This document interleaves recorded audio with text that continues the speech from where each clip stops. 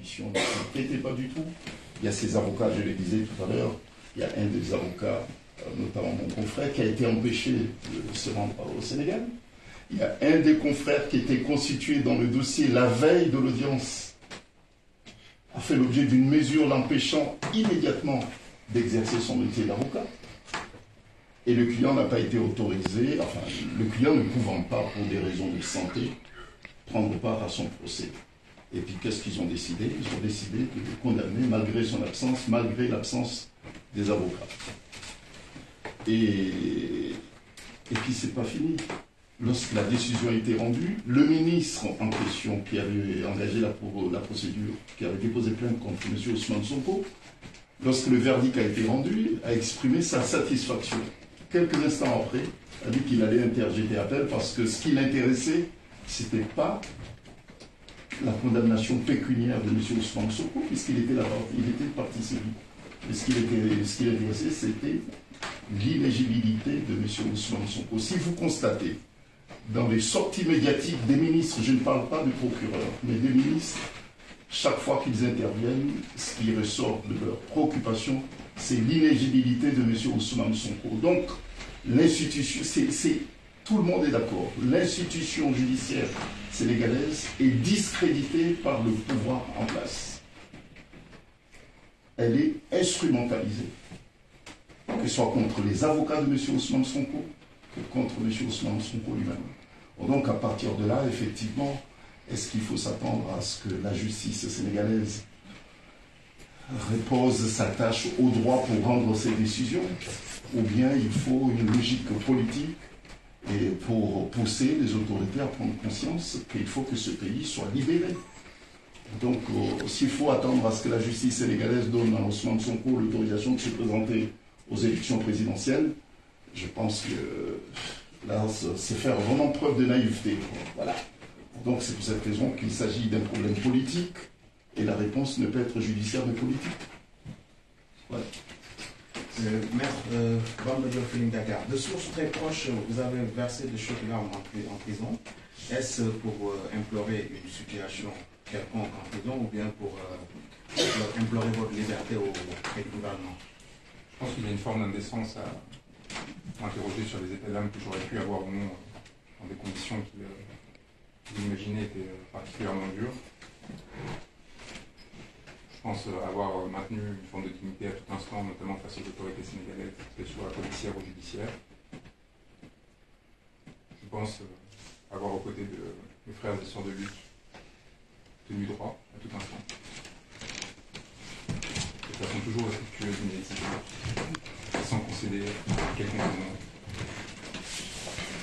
avec quelconque forme de peur et d'intimidation, malgré les forts dangers auxquels nous étions confrontés. Nous continuerons à le faire, encore une fois, que ce soit auprès d'Ousmane Sonko,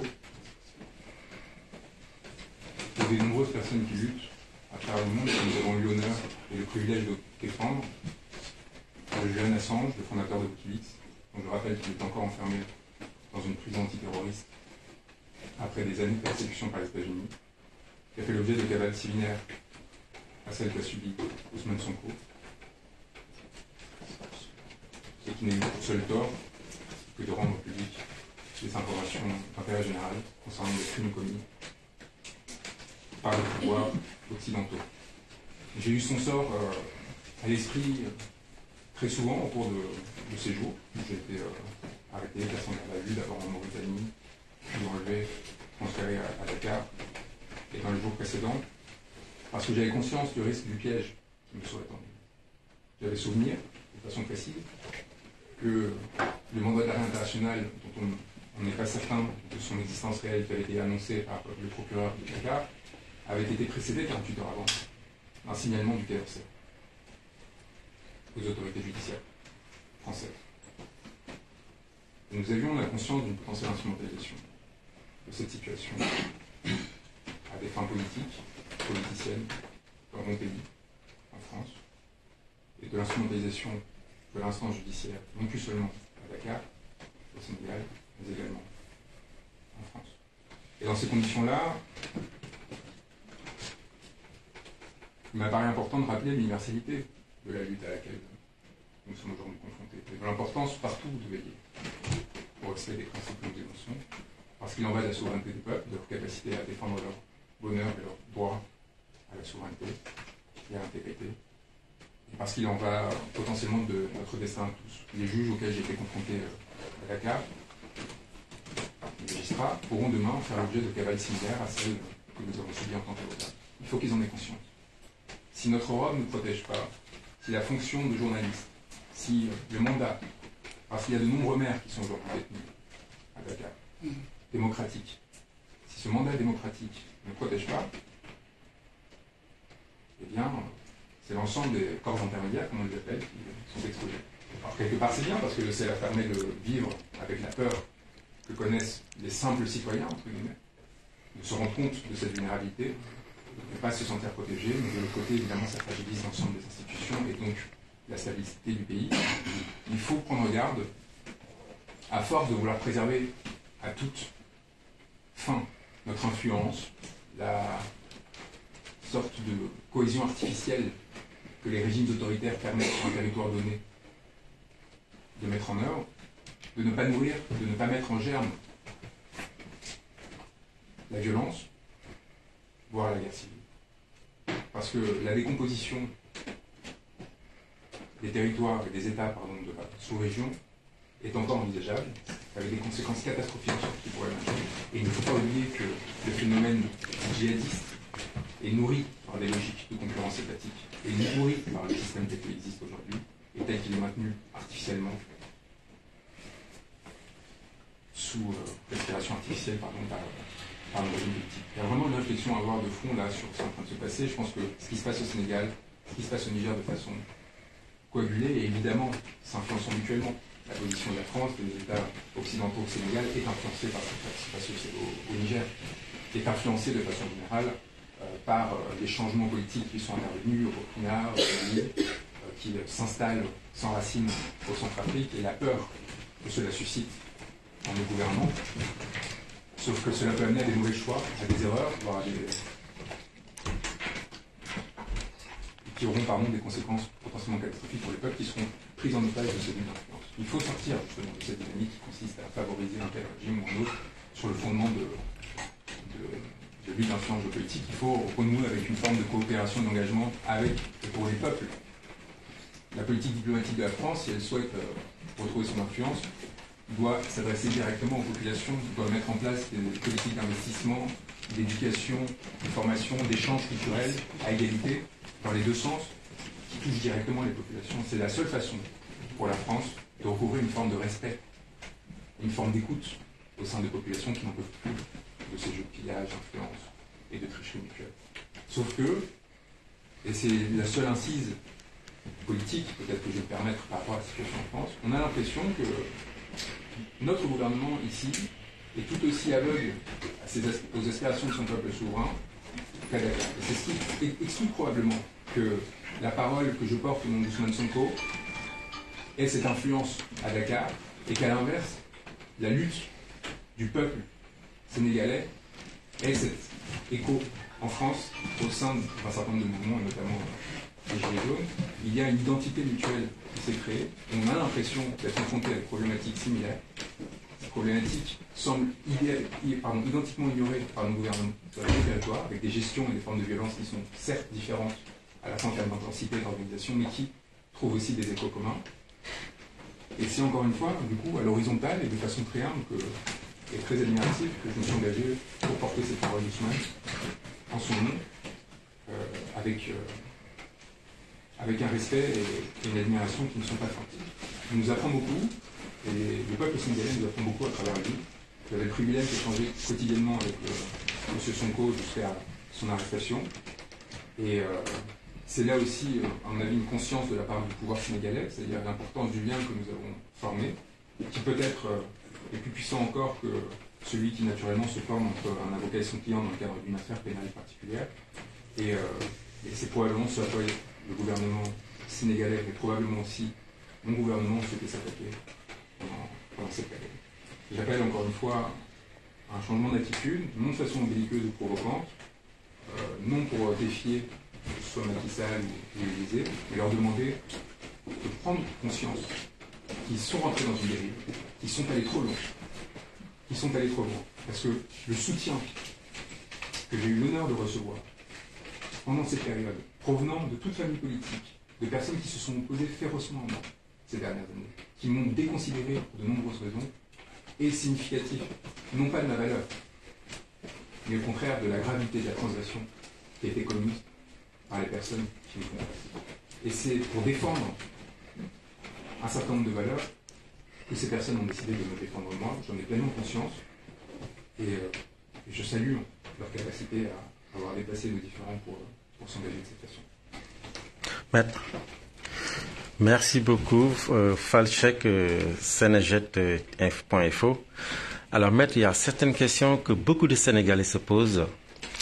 Vous êtes arrivé au Sénégal en passant par la Gambie, selon des informations venant du ministère de l'Intérieur sénégalais. Vous êtes arrivé à Dakar, vous avez assisté à la conférence de presse des avocats de Ousmane Sonko. Vous avez fait un discours, un texte de 10 minutes. Vous êtes reparti illico presto vite et bien embarqué dans un véhicule. Vous avez tenté de fuir, de quitter le Sénégal en passant par une pirogue, le fleuve Sénégal, arrivé en Mauritanie, interpellé et remis aux autorités sénégalaises à la BIP. Maître, pourquoi vous n'avez pas voulu rester sur place après votre conférence presse et défier les autorités sénégalaises et dire venez me prendre? Pourquoi vous n'avez pas fait ça? Pourquoi vous avez préféré partir en fuite et vous savez que c'est pas possible, c'est pas facile et c'est risqué, la pirogue, la mer, l'océan. Qu'est-ce que vous avez à dire au Sénégal et au monde entier qui ont suivi cet événement, Maître Juan Branco?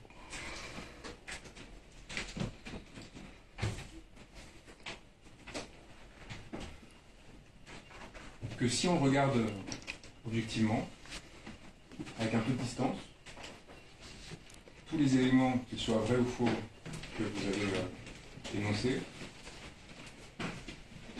deviennent insignifiants si on regarde la situation dans son ensemble, encore une fois, du Sénégal, et le caractère massif des violations des droits fondamentaux du peuple sénégalais et du nombre de personnes qui les subissent aujourd'hui, et des conséquences potentielles que cela peut avoir pour le destin de millions de personnes. Et c'est, à mon avis, de cela et de cela seul dont il faut parler, et non pas faire nourrir la chronique du spectacle, du scandale, qui m'apparaîtrait indécente dans ces circonstances, que j'ai vu à Rhodos. C'est de ça dont je souhaite que l'on parle. C'est de ça dont il faut parler. Et non pas le sort d'un petit occidental blanc qui, peut-être, parce qu'il est un petit occidental blanc, a eu le privilège de voir une attention particulière se lever sur lui. Et ce qui m'est arrivé, comme me le demande Ousmane, sert simplement d'illustration, moi, être particulièrement protégé. Moi, être dont on sait les conséquences que cela aurait d'atteindre à son intégrité. Si l'on s'est attaqué à moi de cette façon, imaginez-vous ce qui arrive au quotidien pour des millions de Sénégalais qui ne bénéficient pas des protections qui sont les miennes. Voilà la seule chose qui compte aujourd'hui. Exposer la situation actuelle dans ce pays, en sachant qu'à travers cette lutte, bien d'autres s'en mourront, et qu'elle permettra par répercussion, comme je l'ai dit quand j'étais à Dakar, de la Guadeloupe à la prison d'El Marche, en passant par bien d'autres peuples et bien d'autres personnes en lutte, de mettre en avant leur situation, et ce que cela en coûte, y compris dans des régimes d'apparence démocratique, de tenir droit, de ne pas plier, et de se maintenir fier à ces principes, quel qu'en soit le coût, quels que soient les risques que l'on prend pour le faire. Si ce qui m'est arrivé peut servir d'exemple, et si l'on cherche à salir de différentes façons ce que j'ai fait, c'est justement pour éviter que cela s'applique. C'est justement pour décourager les personnes qui pourraient se sentir inspirées par ce geste, par cet engagement et par ce courage. Donc je refuse de rentrer dans à la fois cette mise en scène potentielle de ce qui s'est passé et dans le débat que l'on chercherait à créer sur les conditions. Ce qui a été fait, c'est très clair. Je suis venu au Sénégal défendre un homme. parce que cet homme l'avait demandé, je l'ai fait dans le respect des principes fondamentaux de ma profession, les lois et règlements. On a voulu me le faire payer cher.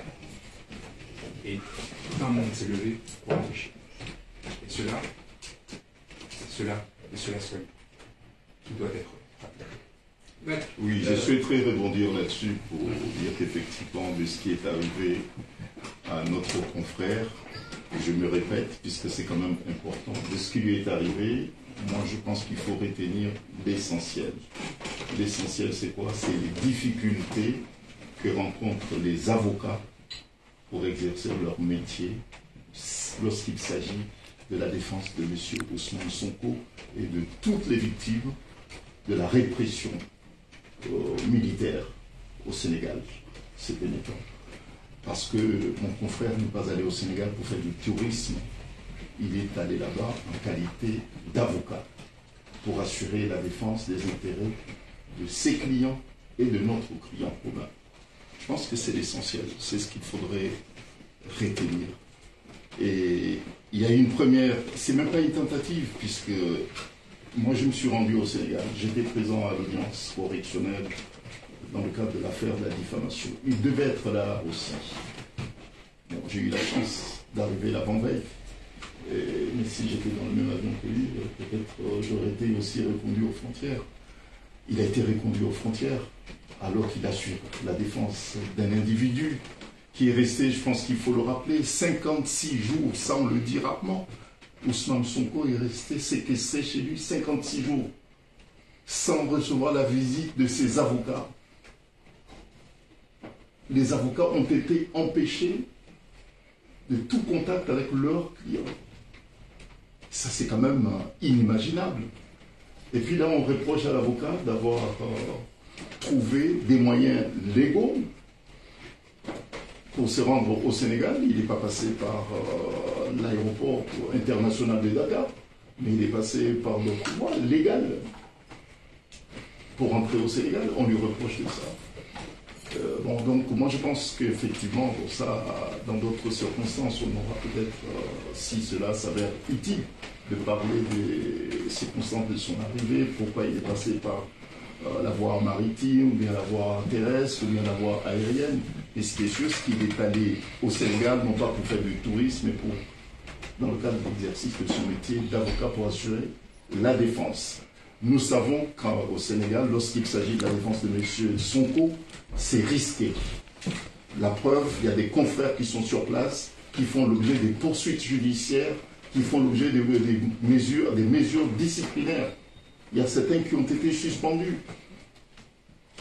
Et il y a un harcèlement qui est exercé sur les avocats de M. Ousmane Sonko. La défense est décimée.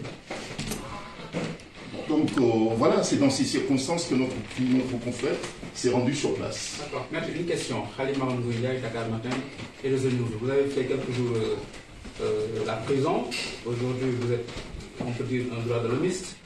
Aujourd'hui, dans les prisons sénégalaises, il y a beaucoup de citoyens qui sont embastillés. Est-ce que vous pouvez nous décrire les conditions dans lesquelles, parce que le plus souvent, les prisonniers, quand ils bénéficient d'une liberté provisoire ou d'une liberté totale, ils ont des séquelles. Est-ce que les quelques jours où vous avez résidé en prison, vous pouvez nous décrire les conditions dans lesquelles les prisons sénégalaises, dans quel état elles se trouvent? J'ai dormi aux côtés de corps torturés. De corps qui portaient la trace de lourdes tortures. Il est très important que cela soit su. Les cicatrices liées à des violences policières qui n'étaient pas exceptionnelles. J'ai vu des corps qui ont été traversés par des balles. J'ai vu ces blessures dont on m'avait fait transmettre des photographies, des preuves documentaires qui ont été adressées à la Cour internationale et aux juridictions françaises. Je les ai vus de mes propres yeux, entassés par centaines, dans des conditions inhumaines, inimaginables, dans lesquelles des individus ne peuvent se déplacer faute d'espace pour aller uriner, sont obligés de faire leurs besoins sur place, souillent et entachent ceux qui sont à leur côté, et restent pendant des heures dans cette position, sans pouvoir s'allonger, s'écarter, ou tout simplement circuler. Cette situation, elle est le fruit direct des choix politiques qui ont été faits par le régime actuel. Parce que cette surpopulation carcérale massive, on parle, encore une fois, je le répète, d'une prison construite pour 600 détenus, qui en accueille 3000. 3000. Cette situation, elle est le fruit du choix d'une répression féroce, massive, utilisant la justice pour éliminer les adversaires politiques. Les adversaires politiques à toutes les échelles. Il y avait à mes côtés des individus qui ont été placés en détention provisoire par des magistrats sur ordre direct du président de la République, parce qu'il s'était senti offensé d'une comparaison qu'il avait pu faire sur un poste critique. C'est important d'entendre. Ces hommes, c'est des pères de famille, cet homme en particulier, Mohamed Bilal Diop, est placé en détention provisoire, sans jugement, depuis plus de 4 mois, pas quasi judiciaire, maire d'une commune. Il continue d'ailleurs à exercer depuis la prison son mandat, comme il le peut. Et donc je veux encore une fois que ces mots traversent les murs de ces prisons et les fassent rugir. Eux qui sont détenus dans une situation où ils pourraient se croire oubliés, sans espoir, ou abandonnés par des personnes qui, ayant traversé éphémèrement comme c'est le cas, en seraient sortis et préféreraient tourner la page et ne plus jamais les regarder. C'est l'inverse qui va se produire.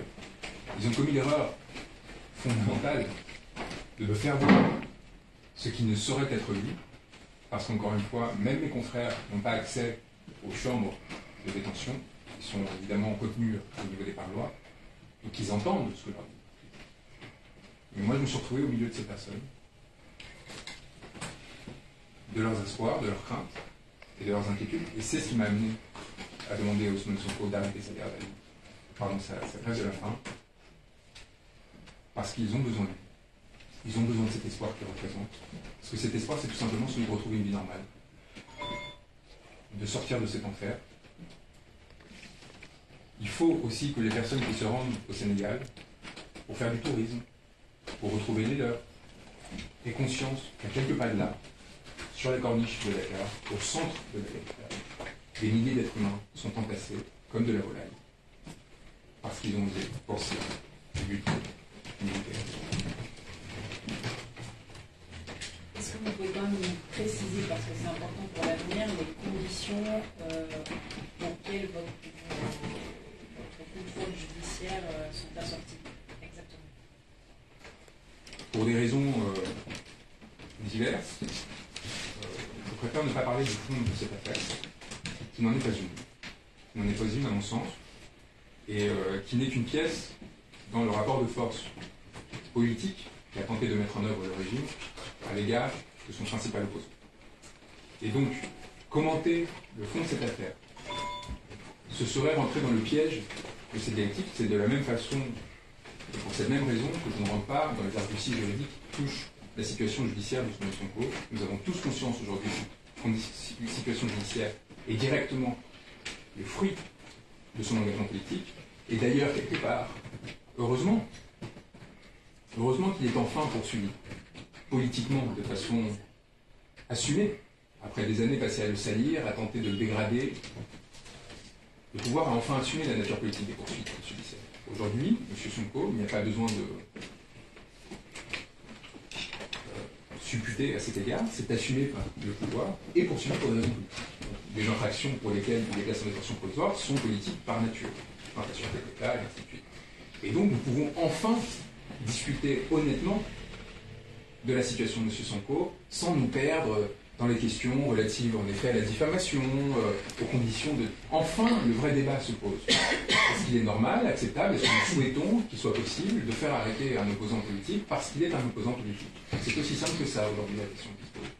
Est-ce que le fait d'avoir des mots consistant à résister à des injustices et à proposer des réformes fondamentales de ce pays peuvent suffire à amener à se retrouver privé de ses droits et emprisonné? M. Sonko a souhaité que je vous rappelle, c'est un point important, que tout cela commence par sa radiation quand même. C'est-à-dire que M. Sonko devient un acteur politique de son pays parce qu'il dénonce les faits de corruption et qu'il est radié de la fonction publique.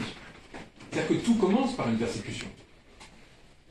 Tout commence par un engagement de sa part dans une forme de vérité et de défense des intérêts populaires qui, à l'époque, était désintéressé au sens politique du terme. Il ne cherchait pas à se faire élire, il dénonce quelque chose, il est radié de la fonction publique, et au lieu de se taire, de s'écraser,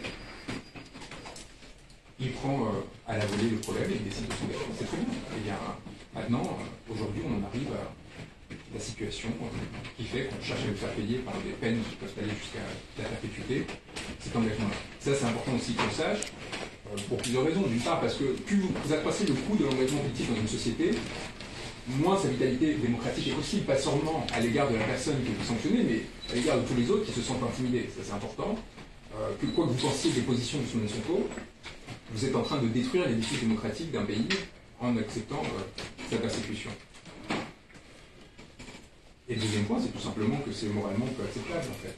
On se retrouve dans une situation comme celle-ci où le pouvoir utilise des instruments qui sont faits pour défendre l'intérêt général, les intérêts d'une population, pour se maintenir au pouvoir et procéder à la défense de ses intérêts.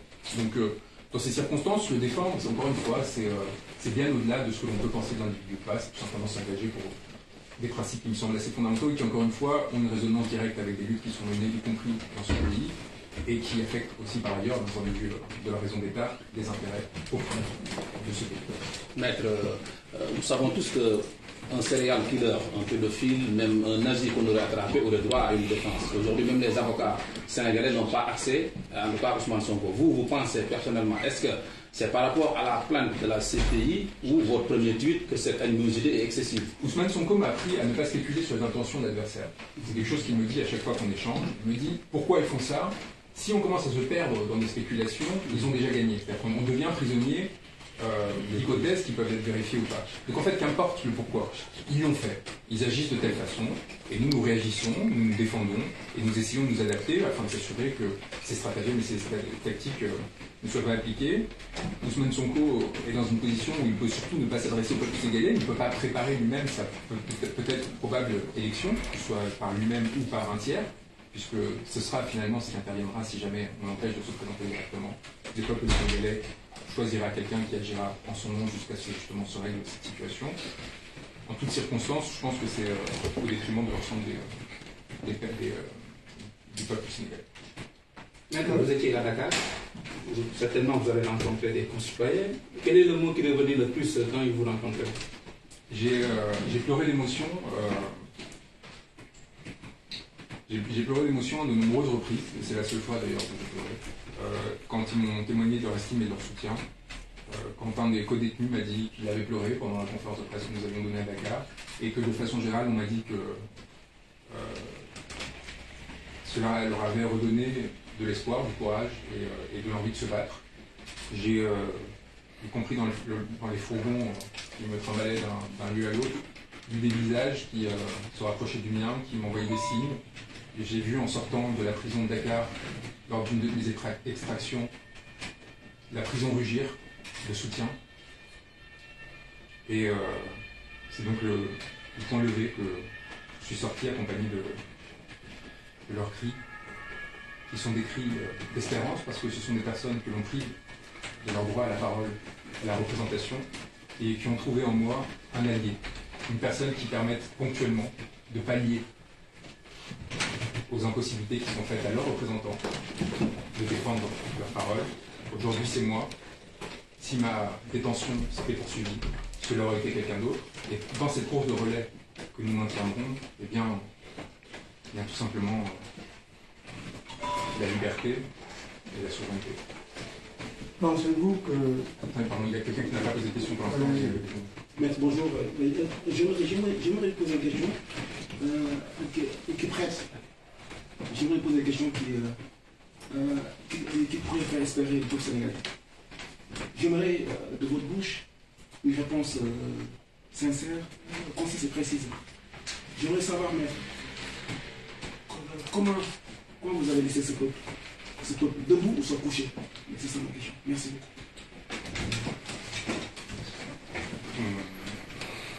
On va finir peut-être sur ce point. Je vais répéter en fait ce qui a déjà été dit. Le peuple sénégalais nous a donné un exemple et continue de le faire en se levant massivement pour défendre l'honneur en tant qu'homme, puis la liberté d'un homme, parce qu'ils avaient conscience que cette lutte était celle qui permettrait de garantir la défense de leurs intérêts et leur souveraineté. Ils l'ont fait aux côtés et pour un homme qui lui-même refuse une quelconque compromission, que ce soit avec des régimes étrangers, ou que ce soit avec d'autres forces politiques, dans des cadres des accords corruptifs que met en place régulièrement le régime pour réintégrer un certain nombre d'opposants politiques, tout en conditionnant leur opposition et en conséquence en leur règlement. Ousmane Sonko a tenu droit. Il n'a rien léché, il n'a rien concédé. Et c'est pour lui rendre hommage. Et en réponse à cette force que le peuple sénégalais s'est levé, et le monde entier doit regarder avec admiration cette force qui aujourd'hui fait encore tenir debout des milliers de détenus politiques dans des conditions inhumaines, propres des pires dictatures qui aient jamais existé.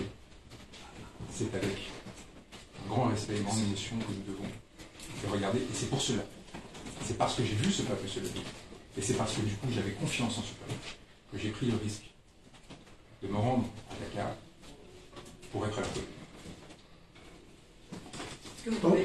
La dernière question peut-être.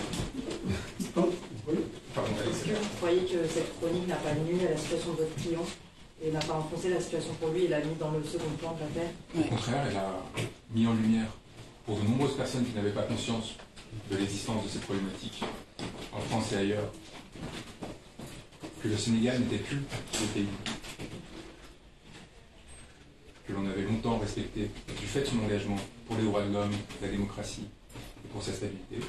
Elle a permis de rendre visible, d'abord avec notre procédure auprès de la Cour pénale internationale, la multiplicité des exactions et des crimes qui ont été commis, et dans un second temps la situation d'Ousmane Sonko, enfin la situation de ceux qui sont aux côtés d'Ousmane Sonko, y compris encore une fois lorsqu'ils sont protégés, privilégiés, comme cela a pu être mon cas du fait de mon statut d'avocat et du fait de ma condition. Ousmane a, je pense, été ému, c'est ce qui me revient, de ce qui s'est passé. Et c'est évidemment aussi pourquoi nous sommes sortis immédiatement. Nous avons refusé, au cours de cette conférence de presse, de nous attarder sur ce qui nous serait arrivé ou non, parce qu'il serait indécent de se centrer sur ce petit cas particulier, qui n'en est qu'un parmi des milliers, et qui n'a en rien une importance supérieure à celle de ceux que j'ai vus au quotidien à Rebeuss, des personnes qui ont commencé à me confier leur dossier pour que je m'occupe de leur défense et que je tente de la renforcer.